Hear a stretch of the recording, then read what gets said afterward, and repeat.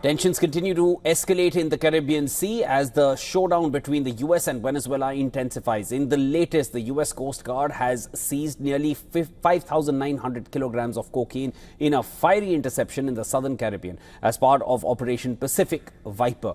The action comes days after a US military strike authorized by President Trump himself destroyed a suspected Tren-de-Aragua drug boat that killed 11 Homeland Security officials.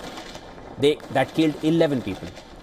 And Homeland Security officials confirmed that 7 suspected smugglers have been taken into custody following 3 separate interception operations.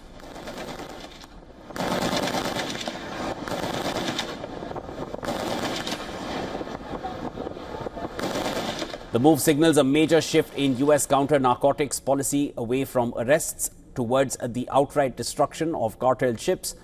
Earlier, US President Trump had warned that Venezuelan jets could be shot down if they threaten US forces. The tensions between two countries have soared in recent days after the Pentagon accused Venezuela of buzzing its ships in the Caribbean following a deadly US strike on an alleged Venezuelan drug boat. Now, there are currently 8 US Navy ships involved in counter-narcotics efforts in Latin America.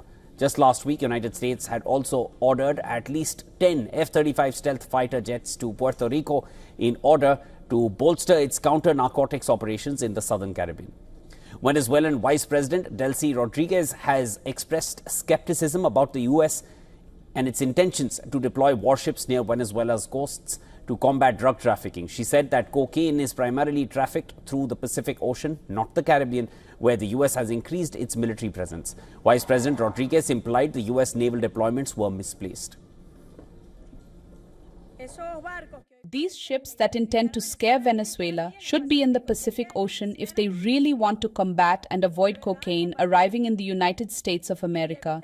They should be placed there. It's a wrong and illicit concept to use warships to combat a common crime, but they have a GPS problem. They aren't where they should be. They must recalibrate the GPS and move to the Pacific if they don't want the cocaine to reach the United States of America.